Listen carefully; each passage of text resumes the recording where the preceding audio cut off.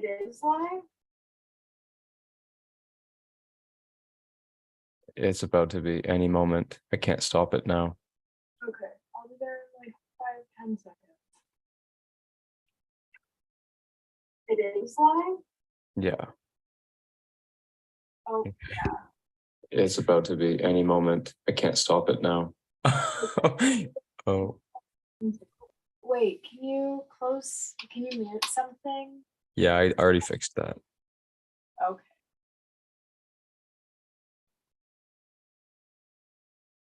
Alrighty.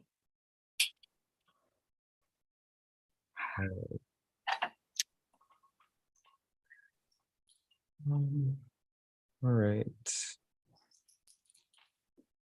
I do think it is also a good idea to start the live session and give people a minute to join. You know what I mean? Yeah, I mean, I'm just tweeting the link out now. Okay.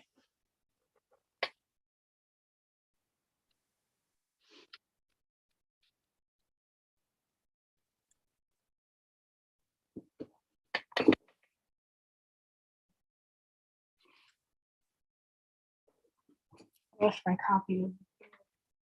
Sorry. Okay. Are we ready? Yes. Okay, cool. Well, hello everyone. Welcome Hello. to the second episode of Reading Rhetorius. Yes, yes, yes. Welcome back, Mercuranians. Happy Mercury Day. We are picking back up with Rhetorius. If you did not see the first episode, I do recommend it, but it's not necessary to keep moving forward, really.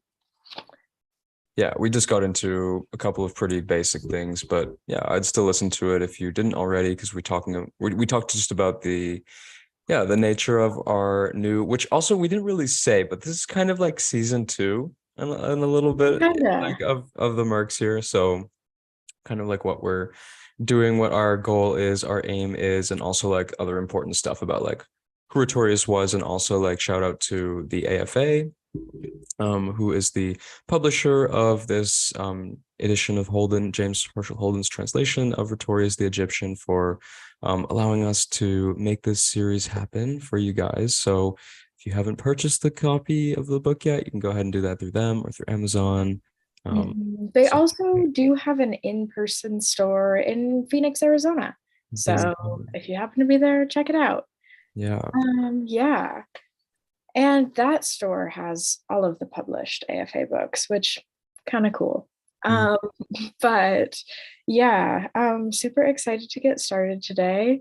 I didn't really have any follow-up comments from the last week that tie into today. Did you? No. Also, I just have to say shout out to Jared. Hey, he said, I'm so excited that I have the next couple of hours free at work. Thank you for spending it with us. So glad to see you. Yeah.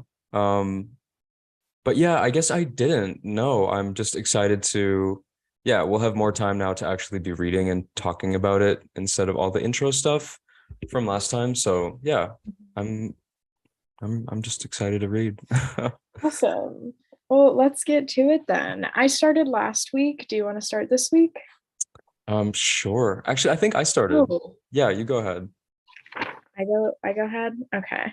It's page 4. For the AFA's publication. Yeah.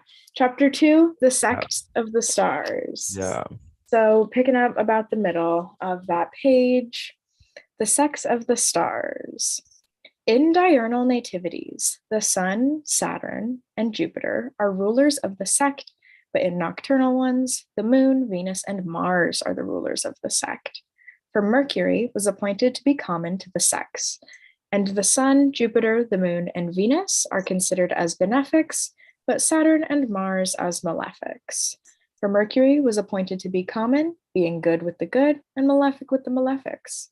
Of the benefics and the malefics, he said that they are considered so, because many times in certain nativities, the malefics well placed by phase and sect and house magnify the good fortunes, but the benefics badly placed damage them. For Dorotheus, in his chapter on this subject, says, for the malefics are blunted three ways. One, a star is no longer evil when it finds a good house, nor a bad when it embraces something useful. Yeah, So, there's a lot there. uh-huh, this, it's really funny because this chapter starts as like the sect of the stars, like the sects of the planets.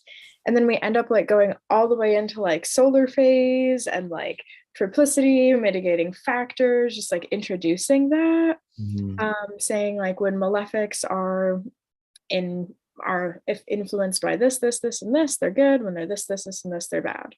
Yeah.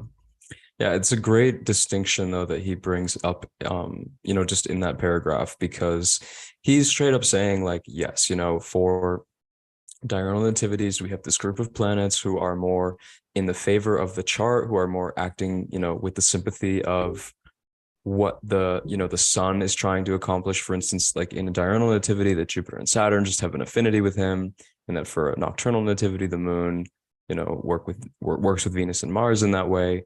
Um, and then, yeah, he does say Mercury is common. He doesn't actually say anything in particular about Mercury going one way or the other, like more if like, because sometimes you'll hear, Mercury in a certain kind of solar phase, like as a morning or evening star, makes him to be, officially in the nocturnal or diurnal sect.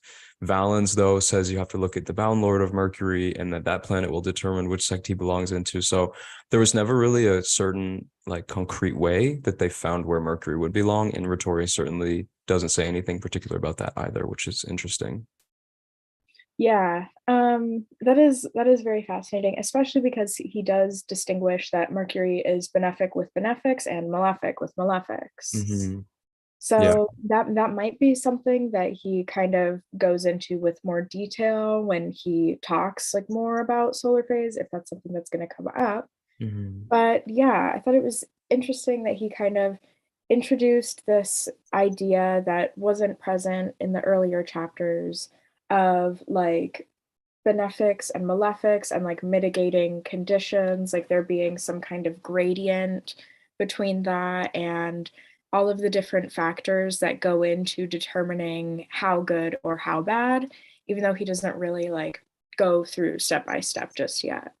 Mm.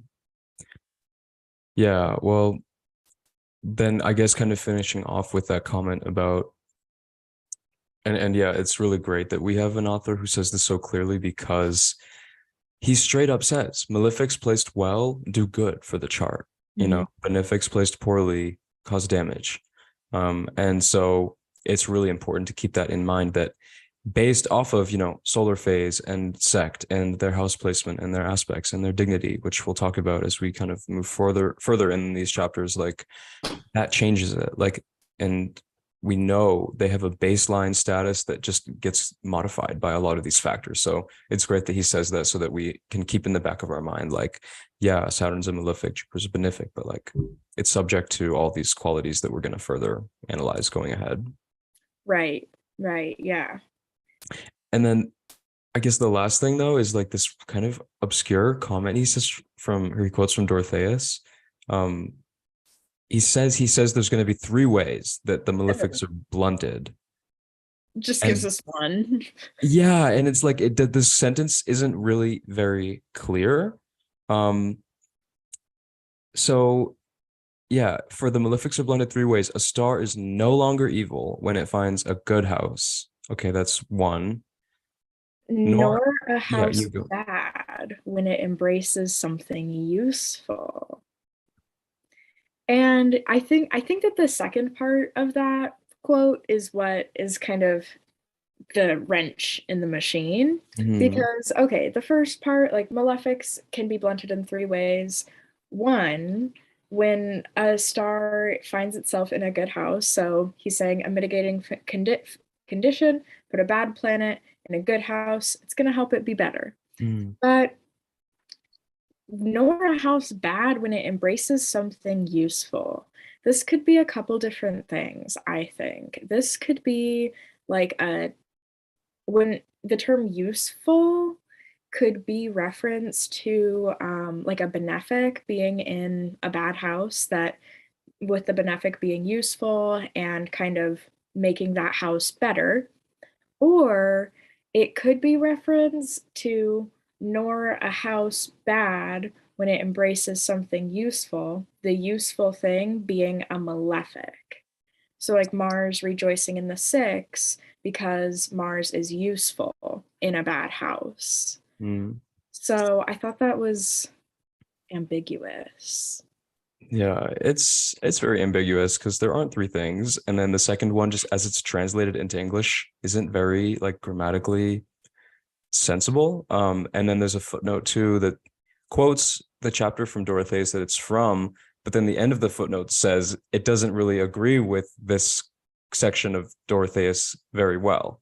So we kind of don't know really what to work with here, but yeah, I guess just the biggest point is that there are ways that the forces can be, yeah, blunted is the translation that they use to say that malefic force can be reduced or made more beneficial. And you know, we can even ponder other ways, like a good house is the one he says, but like we know if it's in a good aspect, we know if they're like if it's a diurnal malefic, like if it's in the has diurnal rejoicing conditions versus Mars, if he's meeting nocturnal rejoicing conditions, like that's gonna satisfy him. But yeah, just a little bit ambiguous here, which this won't be the only time we have to talk about that. Right, yeah. And that's why we're doing this, because tons and tons and tons and tons of ancient text is just like that. Mm-hmm. Yeah. Yeah. So yeah, that finishes off chapter 2. So chapter 3, the natures of the 12 signs. We've said that Aries is fiery, Taurus earthy, Gemini airy, and Cancer watery. Again, Leo's fiery, Virgo earthy, Libra airy, Scorpio watery. And again, Sagittarius is fiery, Capricorn earthy, Aquarius airy, and Pisces watery. And so of the triplicity of Aries, Leo, and Sagittarius is fiery. The triplicity of Taurus, Virgo, and Capricorn is earthy. The triplicity of Gemini, Libra, and Aquarius is airy. And the triplicity of Cancer, Scorpio, and Pisces is watery. This was not said by the ancients without due consideration, for since all materials are made up of these four elements or bodies, it is also necessary that man, since he shares the same nature, should partake of these four elements. And they have assigned the four angles of the nativity according to the four mixtures of these four elements. For example, if Aries is the ascendant, that is a fiery sign, and Capricorn is the midheaven, that is an earthy sign, and Libra is the descendant, that is an airy sign, and Cancer is the lower midheaven, a watery sign, it will be the best kind of mixture. And again, if you examine the succeedance of the angles, you will find the same four elements disposed accordingly. So, yeah. So, yeah, I mean, this is a great chapter. If you have seen our previous videos, we did cover this. So if you haven't and you want more information, check it out. But he's just really talking about the modalities, the elements. I'm sorry, not the modalities yet, but the elements. He did talk about the cardinal, mutable, fixed earlier. Remember that was tropical, bicorporeal, and what was the third one? Fixed. Fixed. It's the same word? Huh. Tropical, yeah, or solid, maybe. Solid. Thank you. Thank you. Yeah. Mm-hmm. And so now we're just talking about elements here. Mm-hmm. And he talks about how I think it's really interesting. They assign the four elements, for example, if Aries is the ascendant and Libra is the descendant, Capricorn is the midheaven and Cancer is the IC. Mm-hmm. So he's using this ascendant, descendant, MC, IC language, which today we interpret with like a specific degree. But the way that he talks about it, how he continues with the following houses, it really seems like he's using a whole sign exactly here. Yeah, and so that's controversial, but we already know, and we'll look ahead When he talks about chart examples, he says when he's moving between, I know, a whole sign versus a quadrant division.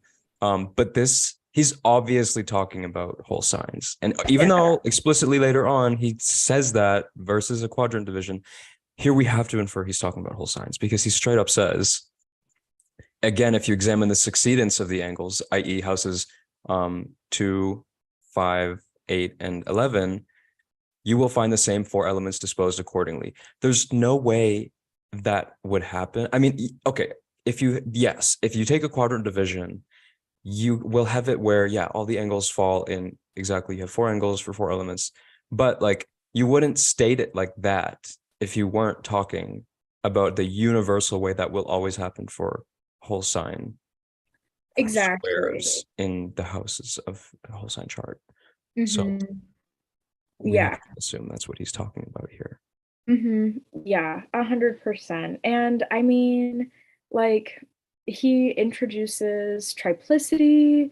Well, and something else really fascinating is that, I mean, he hasn't really talked about houses at all yet. He's talked about diurnal movement. He's talked about the angles. Different angles, yeah. Yeah, but not anything about house division or calculation. And so he introduces the natures of the 12 signs and talks about triplicity and everything. And so there's this very just like inherently zodiacal perfect structure that he's getting at here.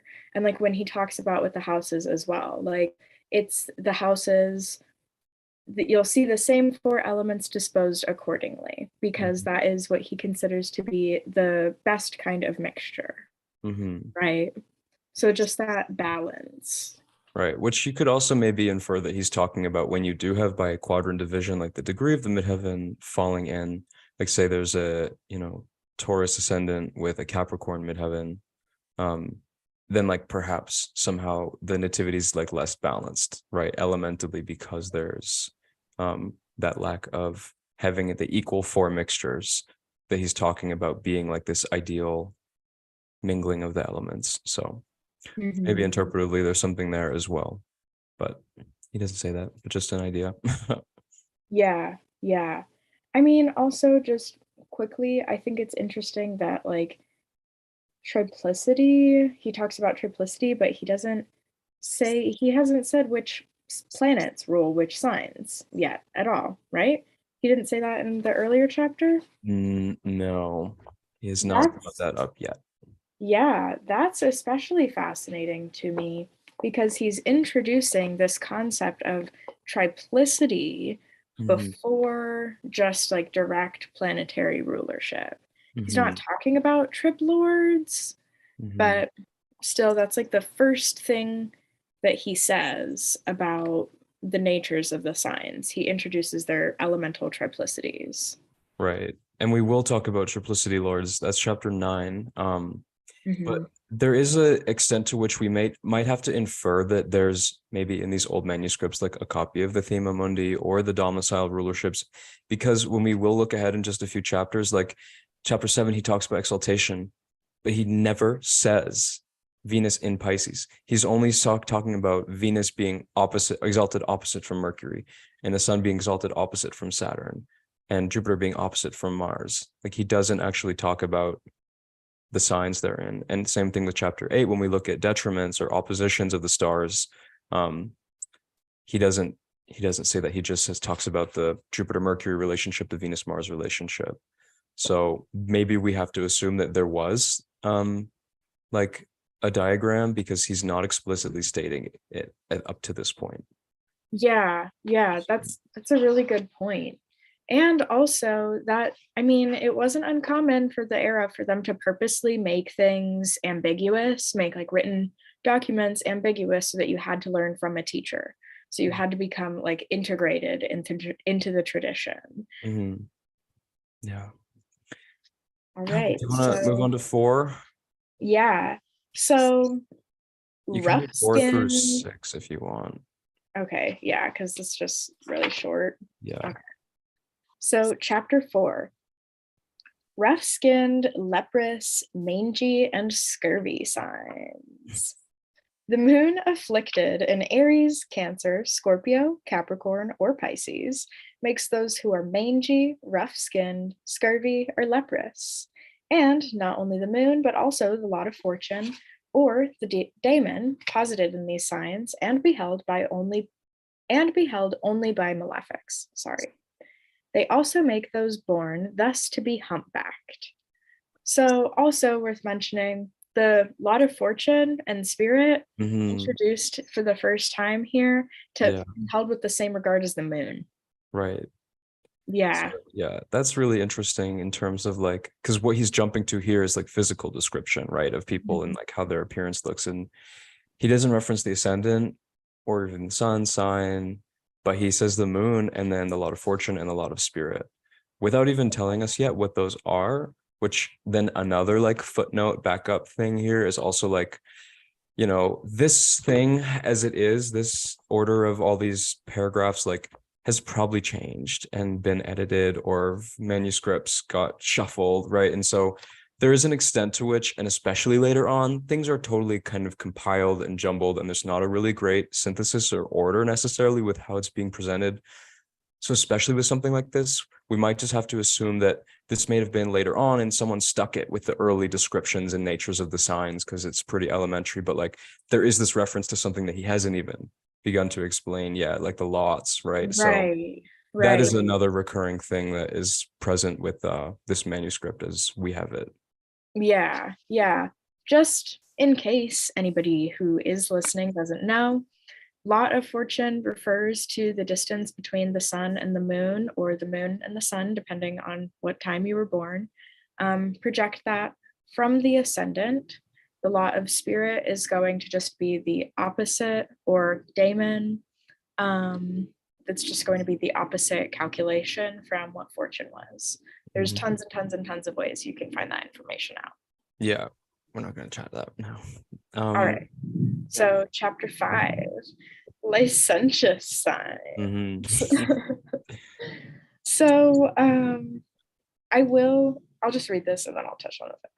The licentious and indecent signs are Aries, Taurus, Capricorn, Pisces, and also Libra in part, but you will find out specifically about these things further along. So apparently we don't have like exact translations for licentious and indecent, but the point that is trying to be conveyed here is that somebody who is engaging with like shameful sex, the words that Holden uses are immoderate and illicit sex. So sex comes up here, and then PG-13, I guess. Yeah. Yeah. There's also just a footnote after that to referencing chapter 76 and also 68. So we'll get to this in a while, but he brings this up again where he talks about certain decans that make these qualities in people. But also in 76, he talks about the lecherous signs, and he gives Aries, Taurus, Leo, Capricorn in part, and Pisces, and Libra because the constellation of the goat rises with it. So yeah, I'm wondering which goat, because why the Capricorn can't rise with Libra. So I don't know what other goat that might be. I'm trying to think. But anyway, yeah. So there are these descriptions of the signs that he gives, and yeah, they'll show up again later on a lot more in depth. He has like a couple pages on like all the decans that make these. So we'll get back to them, but yeah, interesting to note the signs he lists here. Yeah, definitely. This same kind of theme comes up again when he's talking about like marriage and like partnership, stuff like that, evaluating love and things like that, loyalty, that kind of thing. And then signs harmful to the eyes now. The signs harmful to the eyes are Taurus because of the Pleiades, Cancer because of the nebula, Scorpio because of the sting, Sagittarius because of the point, Capricorn because of the thorn, Aquarius because of the pitcher, and also Leo in part. And you will find out about these things in more detail further on. So Leo has a couple of like pretty malefic fixed stars in the sign that are bad for your eyes. Ask me how I know.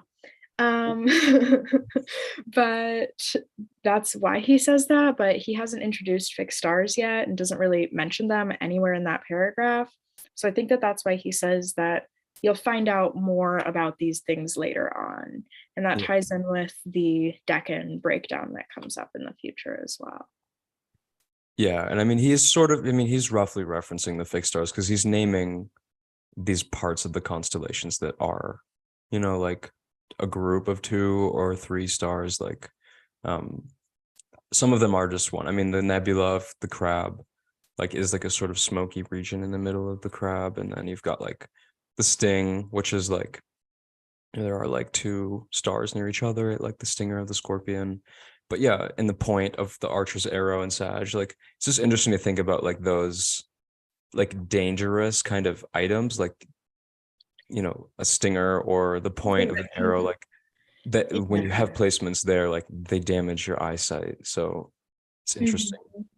Yeah, and like the nebula, like nebulas are cloudy, cataracts are clouds, that kind of idea. I think that's so fascinating. But Leo doesn't have something like as cut and dry. They're like 2 fixed stars that are like split. Yeah, he just says Leo in part. Yeah. And but then also just says you'll find more later. So right. Yeah. Are you ready to dive into exaltations and falls? Yeah, so that's it for 6. So chapter 7, exaltations and falls. Having said then all the physical mixture of the signs, we will come to the causes of the exaltations and falls and the opposites of the stars. For what reason is the sun exalted here, Saturn in its fall there, and Saturn exalted here, and the sun in its fall there? For we say that the sun is the storehouse of fire and light, and the lord of the day. But Saturn, on the other hand, is cold, signifying darkness. Here then is exalted the light of day. There is in its fall the darkness and the night, and the cold is warmed. And here the darkness is exalted. There the light is in its fall, and the day becomes shorter. So I'm going to pause just real quick because that sounds confusing because he's not referencing signs like we just talked about earlier. But we know, obviously, the sun's exalted in Aries and Saturn's exalted in Libra, the opposite sign. So he's just basically giving that reasoning that, Aries being the beginning of spring, right after the equinox, when the hours of daylight in the northern hemisphere are longer than the hours of night. That's why the sun's exalted there versus Saturn, which brings us into the fall and winter seasons. Of course, Saturn and the sun being sort of inimical archetypes. That's this dynamic here. And just infer that the next pair, so Jupiter and Mars here, he's not going to say Cancer and Capricorn, but when he's talking about this impulse of Jupiter that's applying to Cancer, Mars to Capricorn, and then afterwards for Venus in Pisces, opposite to Mercury in Virgo. So again, for what reason is Jupiter exalted here, Mars in its fall there, and Mars exalted here, and Jupiter in its fall there? We say that Jupiter is the ruler of life and of abundance, but Mars of death. Here then does the breath of life increase. There is the quality of death in its fall. So here is Cancer and there is Capricorn. So the breath of life increasing in Cancer, Jupiter, and then death being in Jupiter's fall. And here does death increase. So now he's switching and calling here Capricorn, and there is life in its fall. So Mars in Cancer. And Mercury exalted here, Venus in its fall there. We say that Mercury is the lord of words, but Venus is the ruler of desire and sex. So we have this, again, polarity between them both that he's not saying, but here then does the rational increase. So Virgo, there is desire and the enjoyment of sex in its fall. So Venus in Virgo being fallen. And here is longing and pleasure exalted. So Venus in Pisces. And there is logic in its fall, Mercury in Pisces. And this last part's interesting because the moon doesn't have a partner. So the moon's exalted in Taurus, opposite nothing that's exalted in Scorpio. And he says, in which then is the moon exalted here, none in its fall there. And the moon in its fall there, none is exalted there. We say that the moon is the fate of all, and the one that fate exalts, none reduces. And the one that fate makes humble, none is able to exalt. So that last part's really interesting because the moon is the singleton in the exaltation scheme. And he's basically saying that because the moon is the fate of all, like she is in charge of the rise and fall, the creation and destruction, the generation and corruption of everything. So nothing can oppose that power that has the ultimate grasp and say and grip on how everything is manifesting into reality.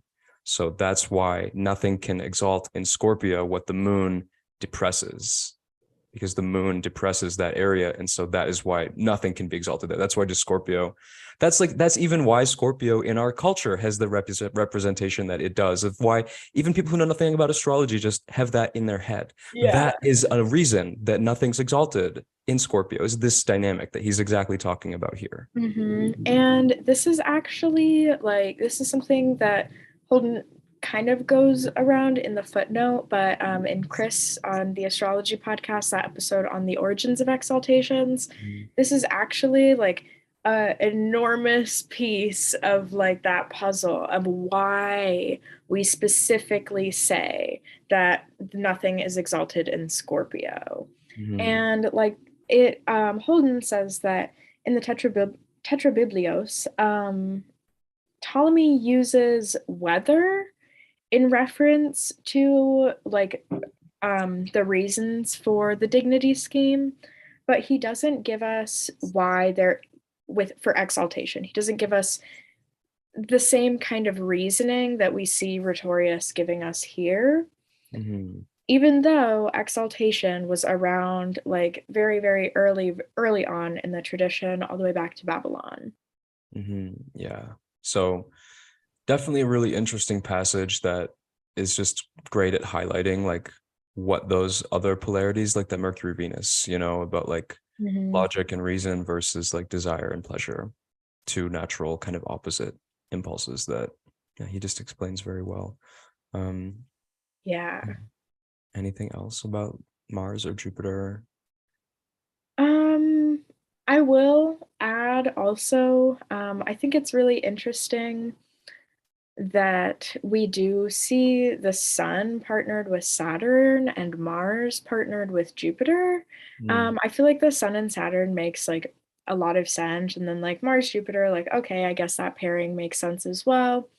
But like, I don't know, I just feel like the sun and Mars like do also have a very distinct like kind of opposites, but like working towards the same in very different ways. I don't know. I also think it's worth mentioning that the sun being exalted in Aries with that Mars in Capricorn, like that Mars is overcoming the sun, and like the sun being the king, like the king needs a good military. Like the king has to have a good commander, or he won't even have land to rule, like especially during that time. So archetypally, the exaltation scheme has so much to And say. we almost did a whole episode on that, and we still need to, because there are so many interesting things like that, like Saturn Yeah. being, and even the quadrupotence thing, the whole like,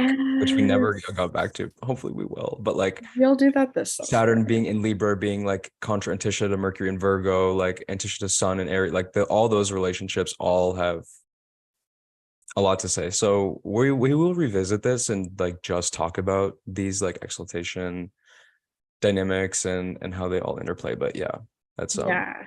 that was Rhetorius's little initial like talk about like those rationales. So like that's cool that 1600 years ago or 1500 years ago, like they weren't just giving the explanation. It's like, no, it makes sense, like why these things are the way they are.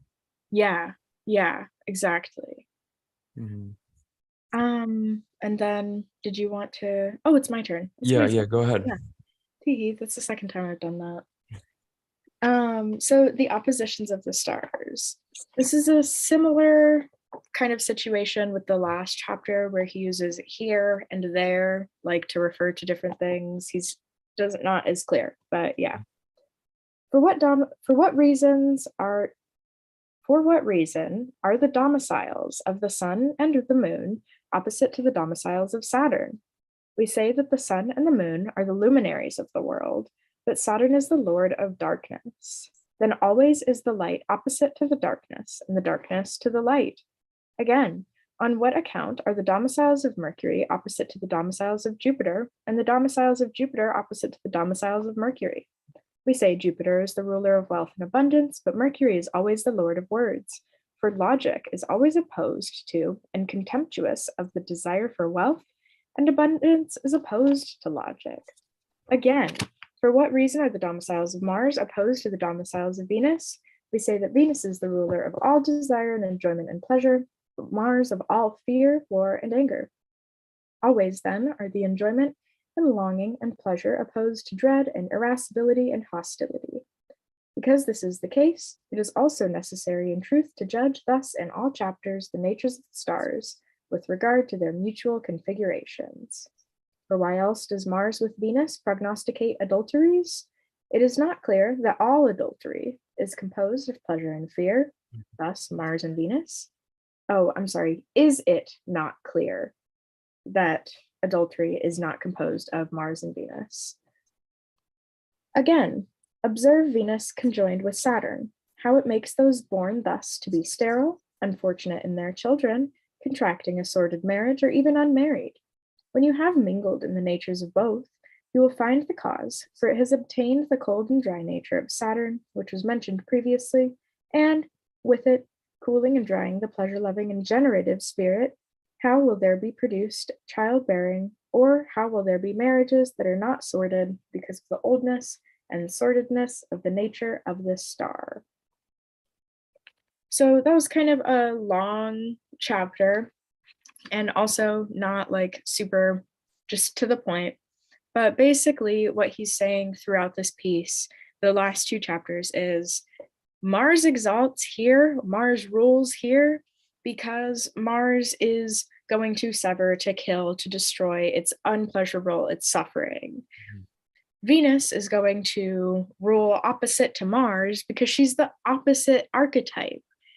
And we have this just like immediate interconnectedness with, and this co-constituent, I can't stop using this word since I learned it, this relationship between the planets and the signs, where we can't have one in its full form without the other. They really just don't, they're incomplete and inoperant. Right. They have to be where they are. There's just no other way it could be. But yeah, there's a lot of really interesting points here. And also we did do a whole episode just on the domicile configurations and archetypally what all those schemes like refer to. So if you're curious about that, check out, it's like episode 10 or 11 on like the domicile patterns. We did a whole episode on that. But yeah, and it's really cool that he's like straight up saying, like almost referencing like what Valens talks about early in book 1 of his anthology with like planetary pairs and like what the archetype of any two planets are in relationship to each other. Because he straight up introduces, yeah, Venus and Mars are opposite. Their natures are this and that. So what does it mean? What did we observe? That like when you have Venus with Mars, like of course it's going to prognosticate adultery, right? Fear and pleasure. Right. So he's giving this idea of like getting this reader or the student to think about what does it mean when you have stars whose natures are opposite to be conjoined or to be configured, or for that matter, what the contrast is for planetary pairs of stars that are opposite in their exaltation, like what that dynamic is and how that's different from like the Mercury-Venus archetype versus the Mercury-Jupiter opposition, because they're two different, I don't want to say antipathies, but like virtually like it's two different ways of experiencing their polarities. It's a different dignity. Yeah, definitely. I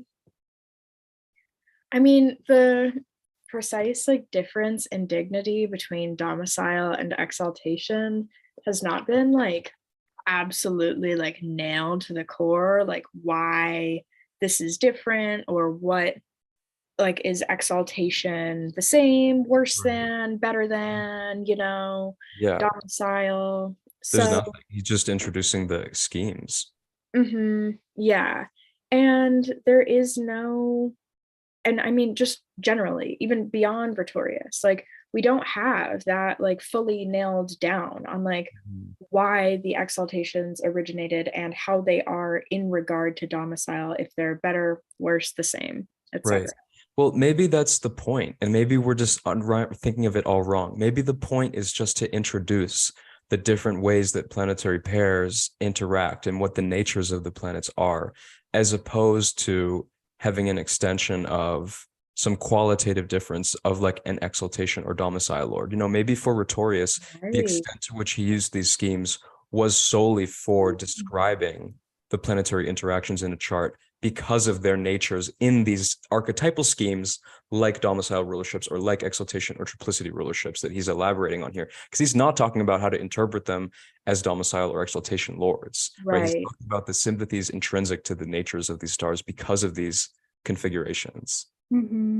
Yeah, yeah, that's a good point. That's really true. He might not want us to do anything more with it than just this. Right. Yeah. Just reflecting on what Mercury Jupiter is, right? Like hmm versus Venus Mars or Venus Saturn, which he talks about actually for a while there.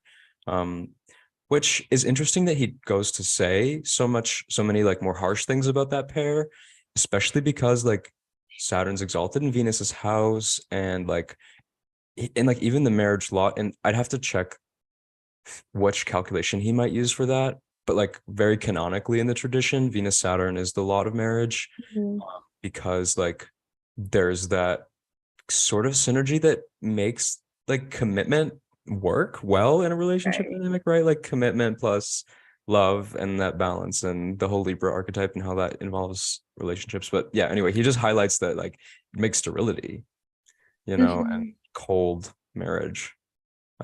Pleasure bearing becomes dry, and or pleasure loving and generative spirits become dry. So Right. Yeah. Yeah.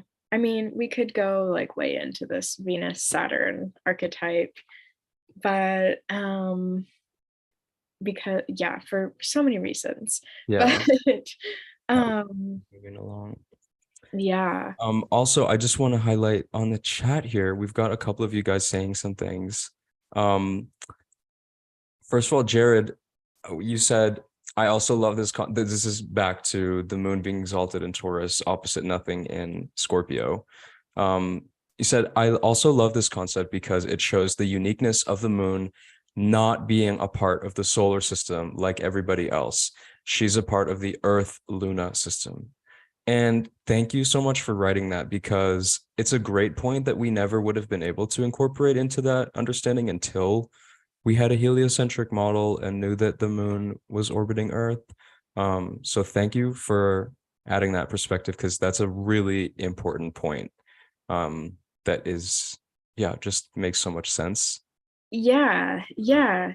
And that is actually like so great too, especially because like the moon, like I feel like Scorpio is very tidal. I know that there's a lot of discrepancy between like which of the water signs would be the sea or a lake or a swamp or whatever. Not the point. The point is that the moon like controls our tides and our oceans, Yeah. and that is a watery thing. And so the fact that the tides, the seas are literally under the moon's thumb, Mhm. like that also is like a physical experience that is grounded in astronomy, and then like in modern astronomy with the heliocentric model, and then even way back into the tradition we have that. Mhm. Yeah. Yeah. Yeah, that's a good point. Like the moon depresses in Scorpio, like she literally like she puts her foot down on the waters like twice a day. So that is hmm interesting. Um, Yeah. so we're at 43 minutes. I know you have to run in a bit, and I know we only wrote we're doing 2 through 9, but we just have one more chapter on the triplicities that we were planning on reading. Right. So I didn't prepare for 10 really and further, and it is a little long. Do Um, we have other comments? yeah. George, Cancer is swampy AF. Cancer is swampy. I There's some disagree. tea there. There's a little bit of tea there. Cardinal water, a stagnant swamp. George, I you might have think we to know. elaborate for our resident crab here. I'm a crabby bitch. What about it? Um, and then Edwin just said missed you all together. I missed being here I know. I miss with this you too. as well. And it's cool we have all of you guys being here live with us. So thank you all for being here. Mm-hmm. But yeah, because we are also, George says I'm joking. Okay. I Um, but yeah, because we are like sort of we're like we'll finish this chapter, but please, whatever you guys else want to chat about here in the comments, or if you have a question or comment about any of this stuff, feel free. But Okay. I will just read one more chapter and then we can finish closing remarks and chill astro chat until then. Um, Yeah. I mean, chapter 10 is longer. I think we yeah, I think we should wait because it's when it goes into the decans and then we talk about the stars. It'd be a good episode for its all home yeah, whole it's a yeah. So we'll talk about whatever else in the meantime. If you yeah guys have preferences, let yeah us know. yeah. All right, well, chapter 9, here we go, kids. um so chapter 9, the sect of the rulers of the triplicities. So we're talking about trigon or triplicity lords now, which is later became recognized as like the third level of essential dignity. Now I shall speak of each triangular side. And then footnote says that is triplicity. These are mentioned by the Babylonians, but the rulers of the triplicities were assigned by the Alexandrian inventors of horoscopic astrology. So, AKA Nechepso, Petasiris, right? These ancient guys who sort of were around as this whole system got formulated, BC. But back to Rhetorius. By triangular, I mean the numbering through 5 signs. That is, or for example, from Aries to Leo, and from Leo to Sagittarius, and from Sagittarius to Aries are 5 signs, and they make up a triangular side or line of 120 degrees in the zodiacal circle. For 3 times 120 make 360 degrees, which number of degrees the whole circle has. Now, by day, the sun, and by night, Jupiter rule this triangular side, and a third and common ruler along with these is Saturn. Again, by day, Venus, and by night, the moon rule Taurus, Virgo, and Capricorn, and a third common ruler is Mars. Again, by day, Saturn, and by night, Mercury rule Gemini, Libra, and Aquarius, and a third and common ruler is Jupiter. Again, by day, Venus, and by night, Mars rule Cancer, Scorpio, and Pisces, and a third common ruler is the moon. You will find the uses and the astrological significations of these triplicities in the succeeding chapters. So, once again, well, actually, maybe not once again, he isn't elaborating fully on the rationale for the assignments of the triplicity lords. And I will refer to Chris Brennan's awesome paper on, I believe it's something along the lines of the rationale for the assignments of the triplicity or the planetary joys, the rationale for the assignments of the triplicities and the exalt. It's a paper he wrote like 2014 or 2013 or 2012. And it's great. And he explains how all this connects to the planetary joys and all these other schemes that he figured with Ben Dykes and some other work that Schmidt did early on, kind of put that all together. And if you don't know about Trip Lords, that's probably the best place to read about what these assignments all are from, basically. Yeah. Yeah, like the motives for them and the reasoning behind it. Yeah. If you don't know what trip lords are, like, Mhm. and you just want to know like what that is and how to use them, Yeah. there are easier first introductions to that as well. Chris's paper is amazing. I recommend that everybody reads it. Mhm. But just in case you don't know what triplicity is in the first place, it might be better to start with something smaller. Well, maybe let's chat. Let's talk about triplicity so we can, I mean, like, Okay. I guess the Well, first, oh yeah, whatever. yeah, I have some things to say about this Yeah. as well. Okay, go ahead. So I think it's really fascinating because triplicity, there is this like sea of kind of gray space between like the primary, secondary, and participating trip lord. Like a lot of different authors have different claims about which lord does what and like the role that primary, secondary, and participating play. Um, or like even just focusing on the leader of your sect and the participating lord, and like the secondary one is like meh in the background. So um I just think it's interesting because I definitely see how like this was like a important part of the tradition, not like historically like a huge piece, but you Well, get it's this pretty kind of big. right. I mean, It goes all the way back to Dorotheus, who basically just used triplicity and didn't pay as much attention even to domicile or exaltation. well, this book specifically, not Oh. just Triplicity, but like, yeah. And what he says specifically here, not, I don't know everything, but like this definitely leaves a lot of room for that ambiguity to start entering the picture. The way Mhm. that he says it, like just um again by day Venus and by night Mars, but it doesn't say by day Venus, Mars, and it's just by day Venus, by night Mars. Right. And then Yeah. at the end he just says you'll find more uses later. So once again, we'll also be talking more about what that does apply in a more like this not visceral, like applicable context later. But before we do get to that, like it is interesting to think about that language he is using to introduce them. Like as you said, for the Earth triplicity, by day Venus, by night the moon.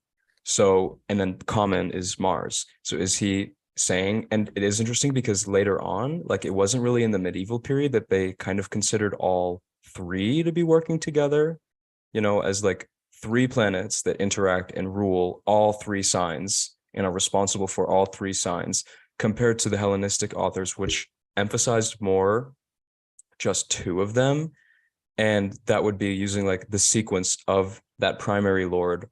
So for instance, if you want to find these triplicity rulers of, say, Pisces in a day chart, well, he says by day Venus and by night Mars rule Cancer, Scorpio, and Pisces, and a third common ruler is the moon. So what a lot of authors talked about, like with the technique like of the triplicity lords of the sect light, is they would say, okay, well, like the first chunk of your life, if your sect light is in Pisces, for instance, then like Venus rules the first part of your life if it's a diurnal chart, and then Mars will rule the second half. And if it's the other way around, then Mars rules the beginning and then Venus rules the end. And that the moon, as the common lord, is sort of like standby, like kind of there the whole time to be, supporting. Um, but you almost wonder with the way he's introducing it, like as if he's just saying that, okay, well, by day it's Venus and the moon's common. So if you're a diurnal chart, you're only looking at moon Venus. But if you're a night chart, you're only looking at Mars moon. Right, right. Yeah. I mean, it's definitely something that's worth experimenting with, like as you look at charts, because it could, I mean, it really could go either way. Especially, I also don't know how I feel about just the idea of first half, second half of life, or like first and second part. Like, I know that there's all of these different ways to calculate it or time it, and like you can figure out the length of life and like cut it in half, or like use some other technique to time the changing of the trip lords. But I I don't know. I do still think that that introduces a degree of gray space again, where we have to then figure out the midway point in somebody's life. So, Yeah. Well, I mean, like when Valens uses the technique, like he does use like the planetary periods and ascensional times to time that changeover. But like for instance, later on in the medieval tradition, when they're using instead of just two, like the diurnal and nocturnal ruler, they use all three and cut the life into thirds. And like some authors just do 25 years each, 30 years each. And like, for instance, like they'll say the three triplicity rulers of the ascendant signify the health of the body or the status of the native in the first third, the second third, and the final third. And they just say, yeah, roughly, for Saturn return and switch it off. So there hasn't been super clear cut, I think, from later on when it switched to using all three. But I think for when they were using just two, when they were just using like the diurnal and nocturnal rulers, that they would use the periods and the ascensions. Yeah. Yeah. But we'll talk more about triplicity because Right. he has a lot of interesting things to say about them when we talk about when we go house by house. And he'll just drop in like how you apply that in some of these like specific instances. Yeah. Yeah. We did also have a few other comments here. So Jared said a great comment actually. Also, just a note about the passage from earlier about the elements and the houses and the inferring the use of signs as houses. Interesting that nearly identical passage is in Ibn Ezra. Could also argue use of equal houses from the ascendant degree. Yeah, that's a great point, Jared. Thank you for bringing that up. I didn't know there was an equal or like identical passage there, so that's really interesting that yeah, maybe this medieval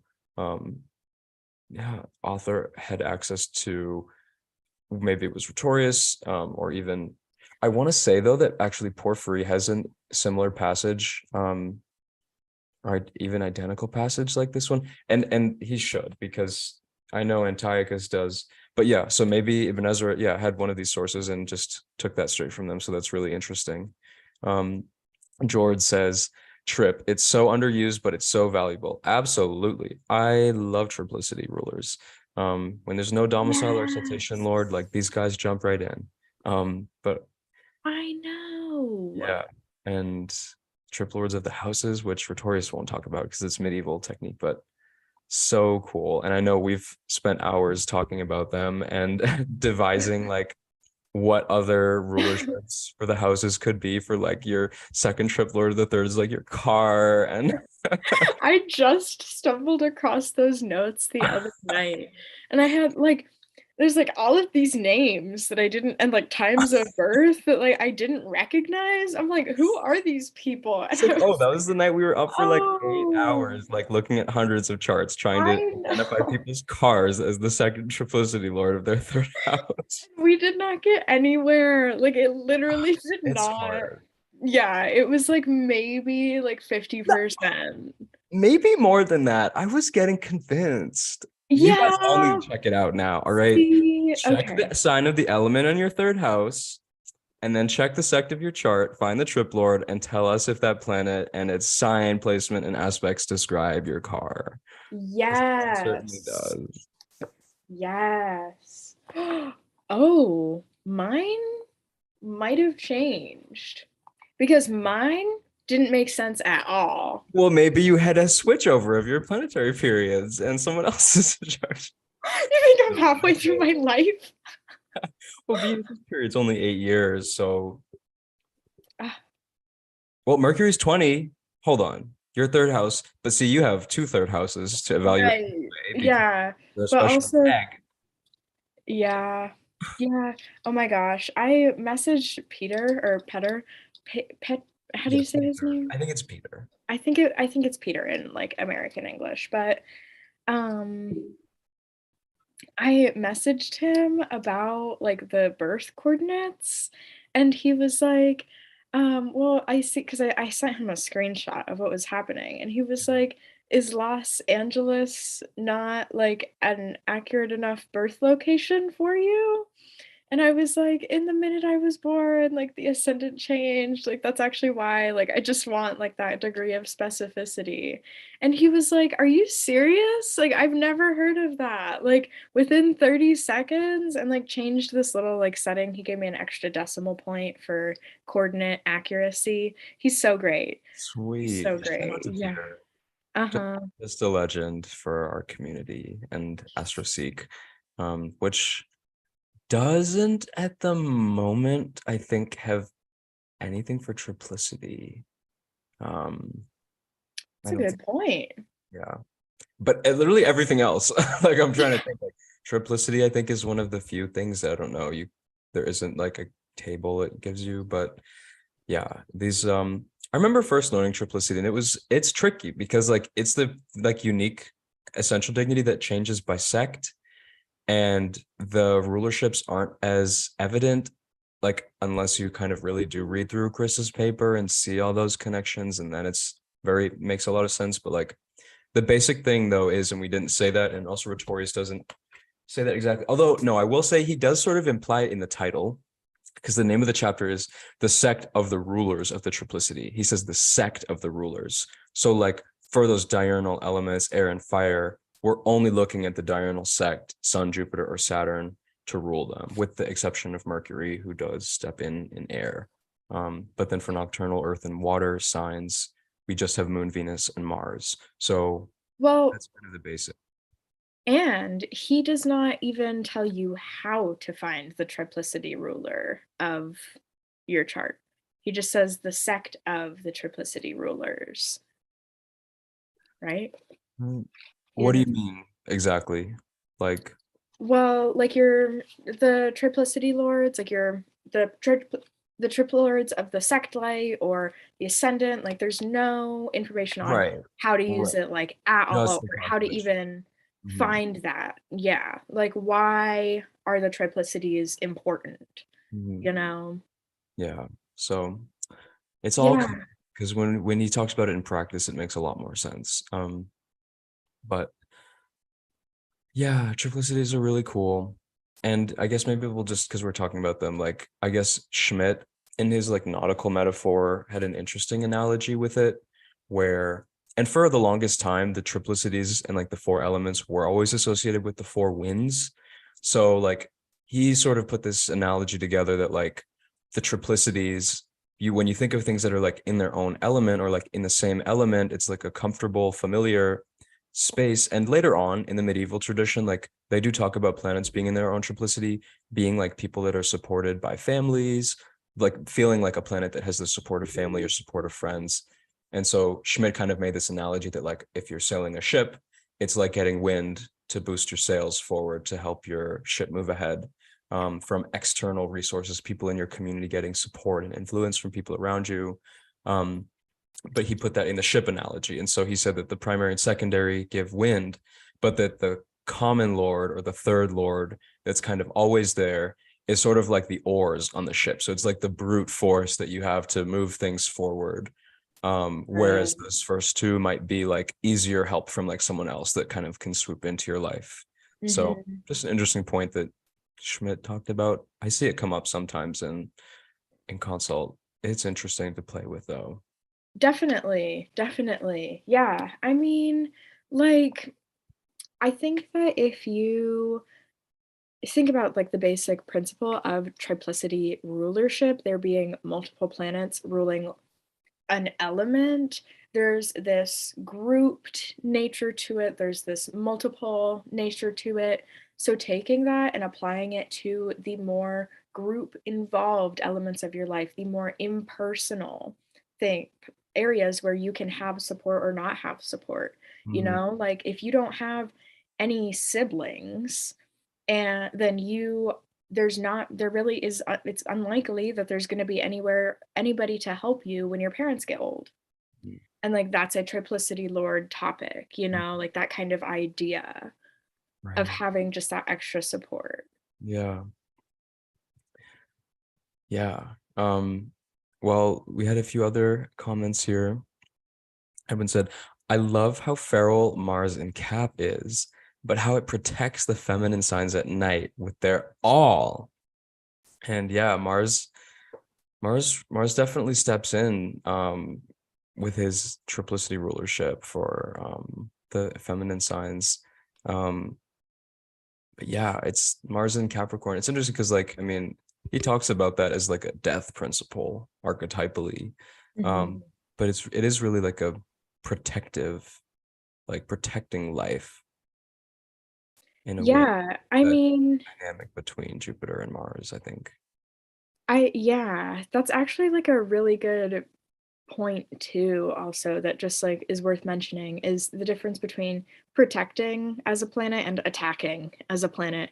And Mhm. sometimes planets do both. You Mhm. know, like Mars and Capricorn can protect you, but it'll also beat you the fuck up in the meantime, you know? So that's really interesting. And like with different triplicities, you can also maybe see that, you Mhm. know? Is Mars the participating triplord but can't see the sign from where he is in the zodiac? And the other two triplords are struggling, then this house, this sign, what's happening in this part of your chart is struggling. It doesn't have that support. Right. Yeah. And I think another thing too that was emphasized a lot is like angularity with trip lords.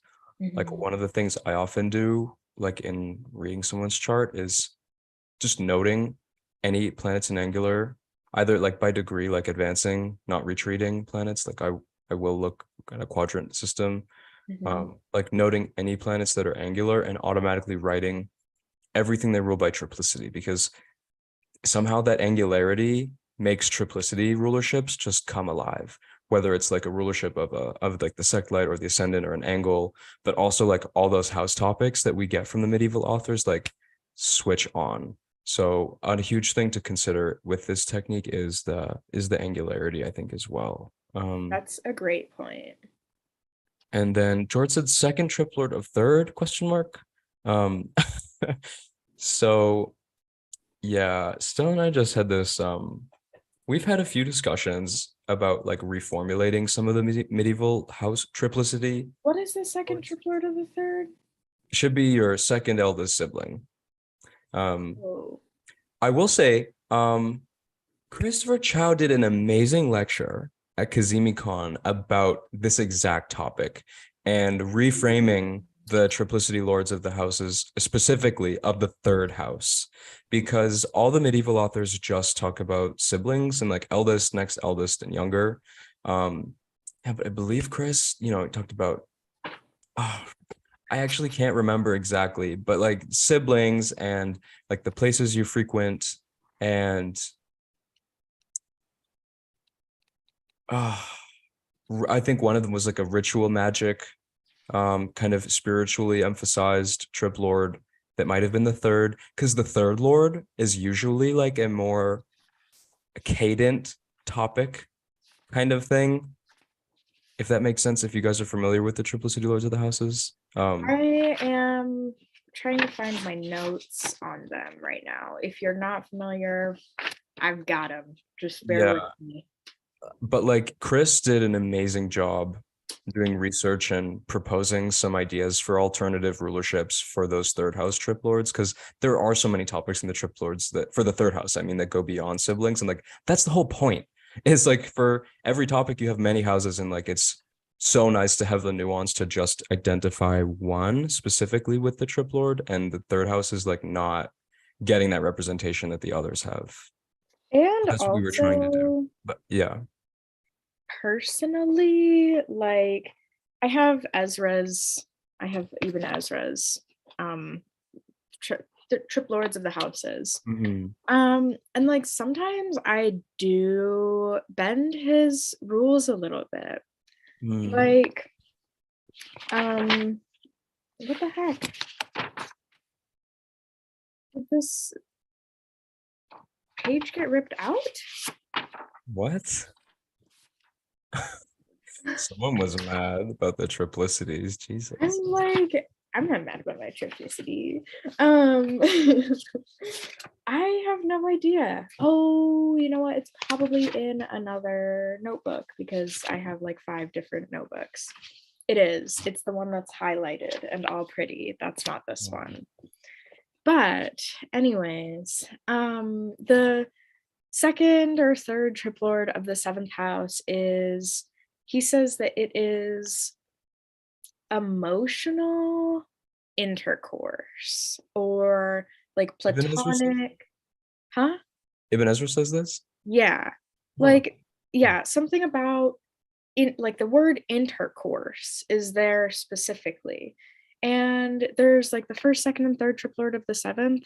Anyways, the whole point of me saying that is because like sometimes I'll deviate from like what he says exactly if I can see that like one of the triplords of the seventh rules the third house. Like, oh, okay, maybe, or is in the third house. Like, okay, maybe your sibling is a business partner, something like that. Instead of being like, well, you are emotionally intimate with your sibling. I don't know. That was like, I feel like I just like stuttered on every word that I spoke, but I Oh, hope yeah, that it's a you guys great get point what though. I'm It's like, saying. yeah, it's like you can look at the first trip lord, like say that the ruler of their seventh house by sign is like maybe it's cadent, debilitated, and detriment, but like the first triplicity lord's like an exalted Venus in the 10th house.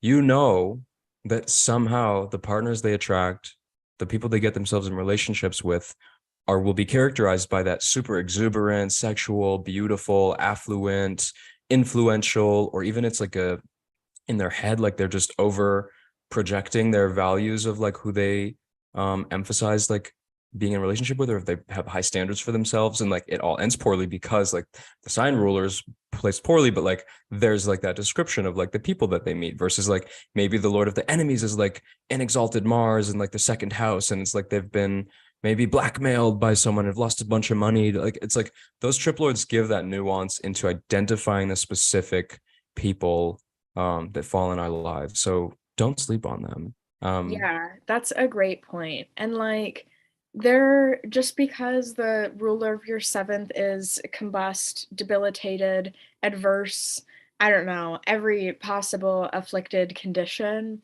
Mhm. like even people who have that in their charts, it's very rare that an individual goes their entire life, start to finish, without anything that is close to a seventh house relationship, Mhm.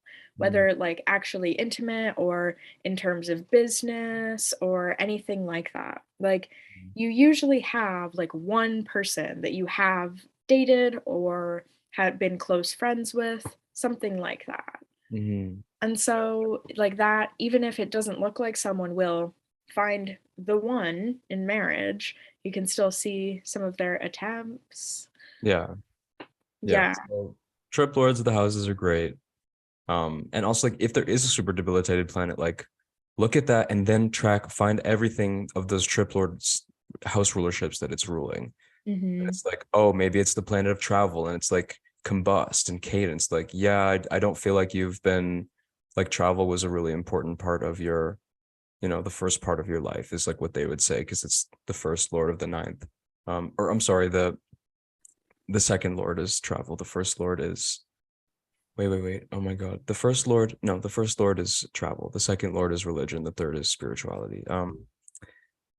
Yeah, they would say the first part of your life, travel wasn't important. Like if the first trip lord of the ninth is poorly placed, but like say the second lord is placed really well, then they'd say like, oh, then like in the second part of your life, like religion became like an important, factor for you. Right. Yeah.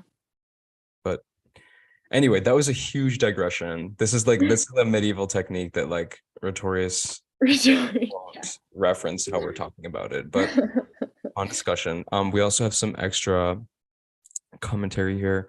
Claim Paradise. TBH, most astrologers I know sideline triplicity. Y'all are hitting it right on the nail. Thank you. And we all agree. Triplicity is amazing. Hmm. Um, Ibn Ezra ripped it out since you bent the rules. Jared said, getting the quote for you, stand by from Ibn Ezra. Seventh house indicates woman and intercourse, and dispute and war and standing trial and robbers and partnership and fighting. The first triplicity lord signifies woman. The second indicates wars. The third indicates, oh, that's it. Jared, what does Ibn Ezra say the third triplicity lord of the seventh house indicates? What? Because, well, wait, you said it was like emotional intercourse or something. It was, or like it was it was the word intercourse, but like something like that. Yeah. Jared said third indicates the partners. Okay. Oh. So, but that's interesting because he just says the first is woman. Yeah, and we always have to wonder like how much were they just reading like men's charts and generalize some of these Right. things in those stupid ways like that. So because that is very ambiguous here. But alas. Jared, just out of curiosity, what translation do you have? Mhm. Well, we'll hear back in a minute because we have a long delay, but before you guys actually hear what we're saying right now, so we'll hear in a minute. Um, but yeah, I guess that's it mostly for this episode. But Mhm. this was a bunch of fun. So thank you guys for tuning in. And it's just gonna get even better because we have the next chapters are where like things just keep getting a lot more interesting. This was still like a very elementary take into some basic concepts. So hopefully we still had some interesting things to say for you guys. But yeah, things are just gonna get more and more exciting as we move into like the 20s and 30s. Also, I will say, we are not allowed to read like the entire book on air, Yeah. understandably, So I don't know if anybody like I don't know if you want to read ahead, if you're ambitious like that or whatever, and you have like specific segments that you want us to talk about, let us know at any point in the book. Or if there's a specific part of Rhetorius that you want us to talk about, let us know. And we can definitely make a point to incorporate that. That's like an indefinite offer. And we'll be, so we're just I'm very excited to move forward. This is a fun series. Yeah, we'll be getting to the meat and bones like Mhm. soon. And next week on the Decans, which is gonna be fun. Yeah, All 36. He's definitely. got a couple words for each one. So we'll chat them and hopefully chat some examples too. I'd I'd like to if Yeah, we can do that. but oh yeah. And yes, Edwin said Demetra has trip breakdowns for each house in volume 2. So if you've got V2, definitely check out those and you'll see like they'll only start coming in from Ibn Ezra or Saul or the medieval authors who kind of brought in that crew or Andazagar is I think the earliest source for them, but who brought Yeah. in that amazing use of triplicity lords. So thank God for them because I hate to say it, Rhetorius is the man, but he didn't have the triplicity rulers of the houses. Yeah. I mean, we love all Hellenistic authors, I but know, no hate, yeah, yeah, like the medieval tradition gave us something that they walked so that the medieval astrologers exactly. could run. And they ran so we could freaking light beam into Yes. because we're just getting started. Like, I'm so excited for the next 20 years. We're This just is the started. second Saturn cycle for Project Hindsight now.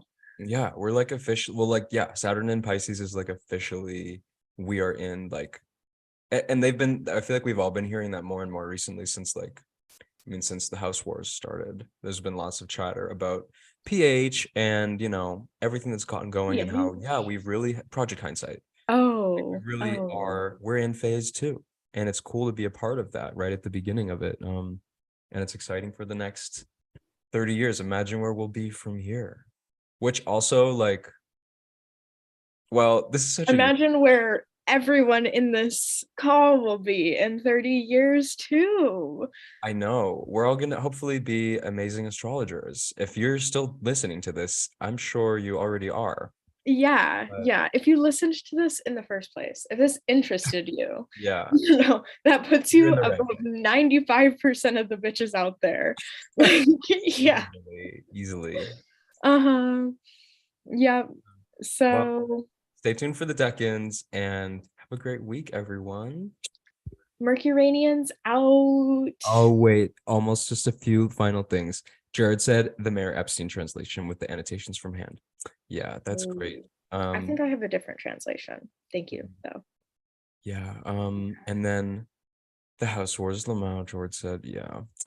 And then Jared said, Saturn and Pisces is officially, I'll be in my 60s. Old man emoji. I know, we're gonna be old. Like we're gonna be like the old people. Like You know everyone what's says, and there'll be ridiculous? these new annoying young kids that are loud and smoking weed outside. You know what's okay, but you know what's crazy is that we're not going to be old. We're going to be like Austin's age. But we'll be entering our 50s. We'll be in our Our sixth 50s. decade. What?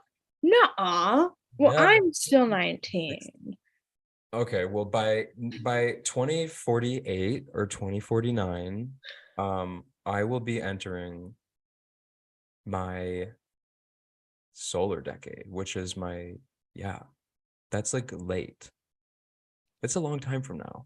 I know. I mean, 45, at least 45, 50, but still, that's like roughly like Austin's age. He's in his Okay, mid so what? 40s. He's Yeah. not that old. Okay. Look at fucking Rick Levine, who makes a I dirty joke know. and goes, like from across the room. Like, yeah, with his tongue out. Like, yeah. Okay, I'm not saying they're old in spirit, but like age-wise, like that's approaching the latter years. Like I that is never want to approaching get my old. directions that I don't want to talk about.